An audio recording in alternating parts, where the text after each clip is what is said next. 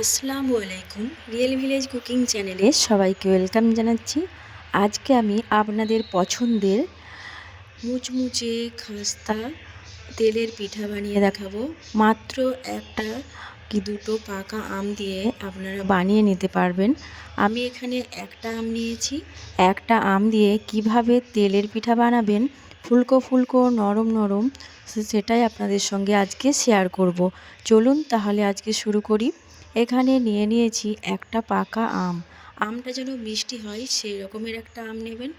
দেখেই বুঝতে পারছেন আমটা কালারটাও কত সুন্দর আর খুবই মিষ্টি এই আমগুলো। আমি এইভাবে এর পাল্প তুলে নিচ্ছি। পাল্প বার করে নেব এই চামচের সাহায্যে। আপনারা অন্য রকমভাবেও এই পাল্পটা বার করে নিতে পারবেন। আমি আমের পুরো পাল্পটা একটা পাত্রের মধ্যে নিয়ে নিচ্ছি। যখন পুরো পাল্প বার করা হয়ে যাবে আমি একটা প্লেটের মধ্যে নিয়ে নিয়েছি। এবার এটা মিক্সিং বোলের মধ্যে নিয়ে নিচ্ছি। এটা আমি একটু ঘুরিয়ে নেব, দিয়ে পেস্ট বানিয়ে নেব।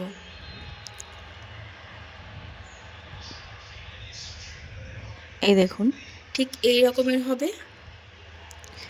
এবার এটা আমি একটা ছাঁকুনির সাহায্যে ছেঁকে নেব যাতে এর মধ্যে কোনো রকম লাম্পস না থাকে। এইভাবে একটা চামচের সাহায্যে একটু নাড়াচাড়া করলেই সহজেই বাইরে বেরিয়ে চলে আসবে।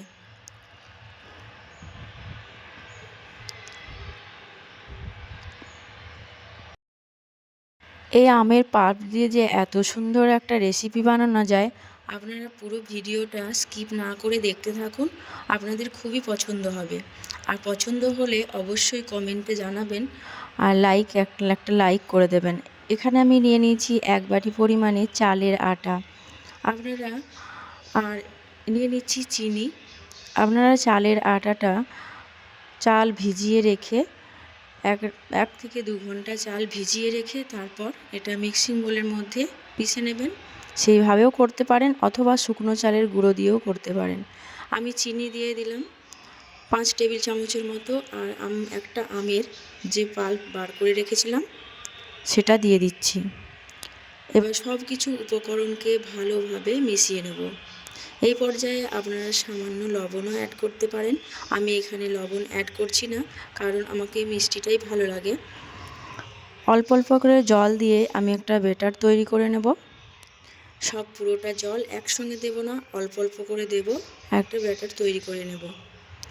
খুব বেশি পাতলাও না, খুব বেশি গাঢ়ও না। ভাজা পিঠা তো অনেক রকমভাবে খেয়েছেন, কিন্তু এইভাবে পাকা আম দিয়ে কি আমি ভাজা পিঠা খেয়েছেন?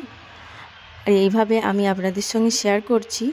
একবার বাড়িতে বানিয়ে দেখবেন, এতটাই মজাদার হয়, খেতে অসম্ভব টেস্টি হয়। আমি এইভাবে একটু মাখিয়ে নিলাম। এবার রেস্টে রেখে দেব 10 মিনিটের মতো। 10 মিনিট পর আমি এটাকে আবার শুরু করব।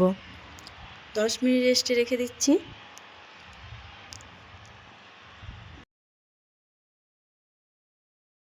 10 মিনিট পর দেখুন ব্যাটারটা কতটা সফট হয়ে গেছে এবং স্মুথ হয়ে গেছে। এ দেখুন, দেখেই বুঝতে পারছেন।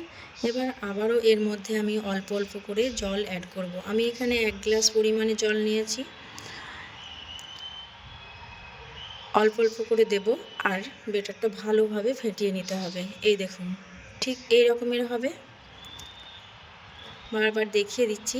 এবার এগুলোকে আমি ফ্রাই করে নেব। তার আগে চেক করে নিলাম তেলটা যখন ভালোভাবে গরম হয়ে যাবে। এখানে আমি রিফাইন তেল ব্যবহার করেছি। সামান্য পরিমাণ দিয়ে এটাকে আমি ফ্রাই করে নিচ্ছি একে একে করে। তেলে দেওয়া মাত্রই সঙ্গে সঙ্গে ফুলে উঠবে, এতটাই ভালো হয় এইভাবে বানালে। প্রতিটা পিঠা ফুলকো ফুলকো হবে। আপনারা চাইলে একটু বেশি করে লাল লাল করেও ভাজতে পারেন, নাহলে একটু সাদা টাইপের করেও করতে পারেন। আপনাদের পছন্দ অনুযায়ী করবেন। আমি এখানে দুপাশে উল্টে পাল্টে ভালো করে ফ্রাই করে নিচ্ছি। ভালো করে তেলটা গরম করে নেওয়ার পর গ্যাসের ফ্লেমটা মিডিয়ামে রেখে আমি এগুলো ফ্রাই করছি।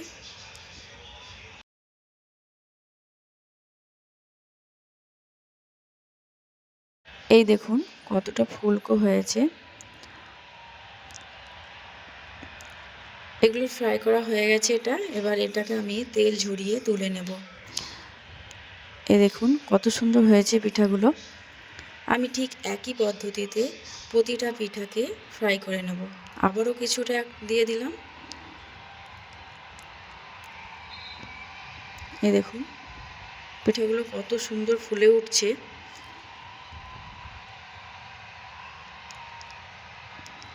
এবার এটাকেও উল্টে পাল্টে ভালোভাবে এটাকে ভেজে নেব।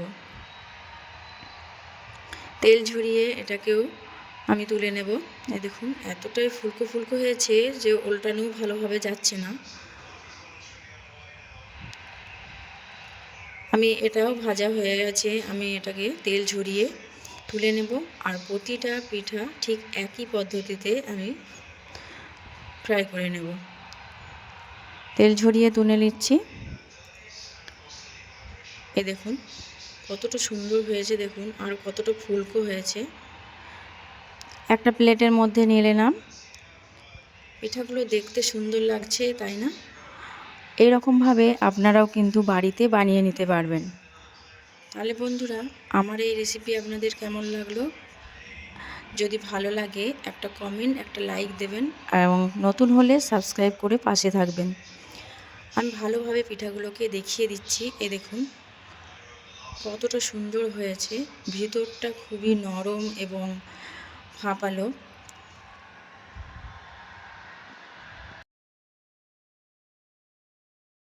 দেখুন এই পিঠাটা দেখুন কত সুন্দর হয়েছে আর ভেতরটা খুব ফাঁপালো।